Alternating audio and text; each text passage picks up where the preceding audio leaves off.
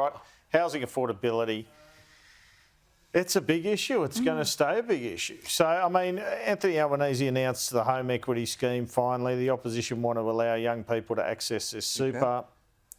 How do we get more supply out there? I'm not convinced by what he announced in National Cabinet yet. So I think the real issue is the supply issue, and we've talked about this before. And the issue is that until we start making it easier for people to actually put in applications, get them approved and start to build. So there's a lot of state influence over the supply issue, and we all know that. So, you know, I've said previously, all power to Chris Minns. He tried to introduce some planning changes. They've gone back to the drawing board because they didn't work. The industry was saying it didn't work. But we really need to get the planning system right, and then the money will be much easier to get if people know, you know, and I know developers are a terrible group of people, everybody hates them, but they're the people who are developing particularly the apartments. Turns out we need them. Well, and I was going to say, and if they know, if they've got some certainty about timeframes, if they know that when they put in an application, it will be dealt with in a reasonable period of time. I've got people who've had applications in for 3 or 4 years, and that's just insane. You know, say that again, sorry. We've had people who've had applications in for property developments for 3 or 4 years, and that's just insane. All right. I mean, who are these young people who are buying $2.5 million homes in Sydney at the moment? Who are threatening not to vote Labor anymore. Where are they getting the money from? Look, obviously, you know, very wealthy mums and dads. I've got no idea. So that's it. So either have rich parents or you bugger, right? I think it's very hard these days to be purchasing a home, you know, certainly within, say, 10 kilometres of the CBD. In the outer suburbs, you can probably do it with some assistance, and if, you know, one person's banking all their money and the other one, and you're living off the other, you know, the partnership arrangement, which we all had when we were young, that was how you paid for your house.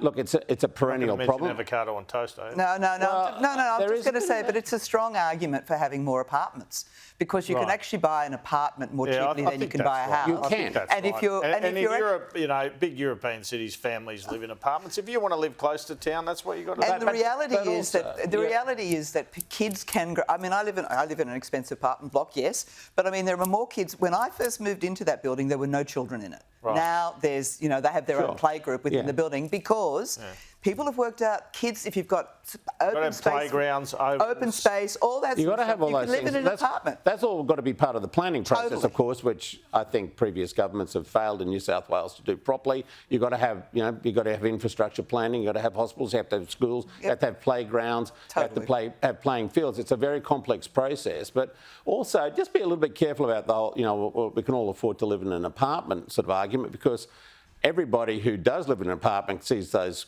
body corporate charges coming in every month, and those levies keep going up and up and up. Yeah, they're not cheap either. There are problems attached to that as well. Cheap either. And not just 10 kilometres, maybe more like 15. Yeah. And frankly, I do like the idea of the government coming in and saying we'll pay for part of the mortgage, and you can pay that over a period of time if you don't have all that money accumulated at the time. I don't see anything much wrong with that. We'll see from the demand, I guess. It'll be pretty easy to see whether or not people take it up. Yeah. On The Voice, 7 weeks now till the ballot. The PM told me he wouldn't seek to legislate a voice if it didn't get up at the referendum. I don't understand this argument, because I think several percent of people are voting no because they don't want it permanent. And he's saying, and he says, we need this, we absolutely need it, it'll close the gap, but if the referendum fails, I won't.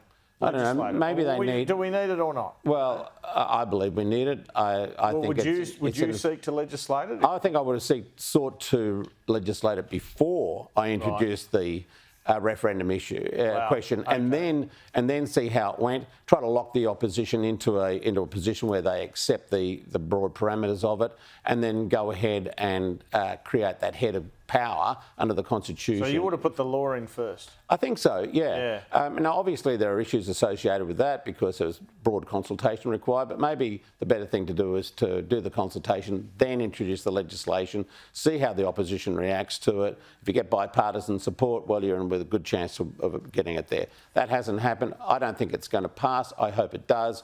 But, you know, maybe we just need a break from the whole thing after this, and then sit back and think about how we improve Too bad for Aboriginal people, though. No, it is. Kerry. Well, but I mean, it's not just the opposition now who are going to vote against this. I mean, the reality is that your eminently sensible idea would have been the way to go about it, because people then would have had some greater confidence about what they were supporting. At the moment, and I know people can blame the opposition all they like, but forget about them.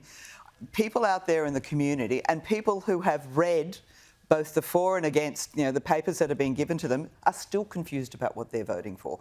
So had the government, and there were plenty of people, Bruce, who were saying to the government, you need to actually take this back, you need to actually get to the stage where people understand clearly what it is you're asking them to vote for. And had they done that, I have no doubt that this would have gotten up. But at the moment, it's the level of uncertainty, still not knowing what it is that the government is asking people to put their hand up for, is what's going to kill it. So he's still got time. I mean, I know there's some constitutional issues. Very briefly. Did you have something to add? Oh, look, I think it's a big challenge also for Peter Dutton, because where it is going to succeed are in those teal electorates. They will be looking to him to show some leadership on that thing. He's failed. I think if he wants to be the next Prime Minister, it'll be challenging. Well, there was a poll in one of them the other day which suggested it was touch and go there. Yeah, but Very touch and challenging. go. Bruce Hawker, thanks so much for your time. Pleasure.